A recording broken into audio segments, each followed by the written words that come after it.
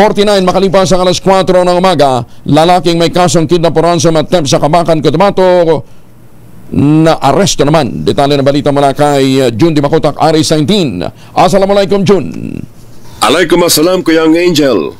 Nagbungang manhunt operation ng Joint Operatives laban sa isang lalaki na wanted sa kasong kidnapping for ransom and theft sa Kabakan, Cotabato Province. Sa impormasyon mula sa Pro 12 Information Office, bitbit ang warrant of arrest. Pinasok nila ang bahagi ng Barangay Kayaga kung saan nasagap ng PNP Intelligence Unit ang presensya ng suspect.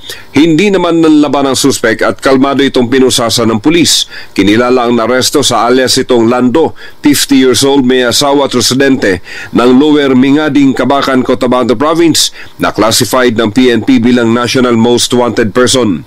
Kasalukuyang nakapiit ang suspek sa Kabakan Municipal Police Station habang inahanda na ang pagsalang nito sa korte. Pinapurihan naman ni Police Brigadier General Gulmatico ang accomplishment na ito ng Kabakan MPS at sa partisipasyon ng iba pang units sa pagkaresto ng suspect na may kasong kidnapping for ransom.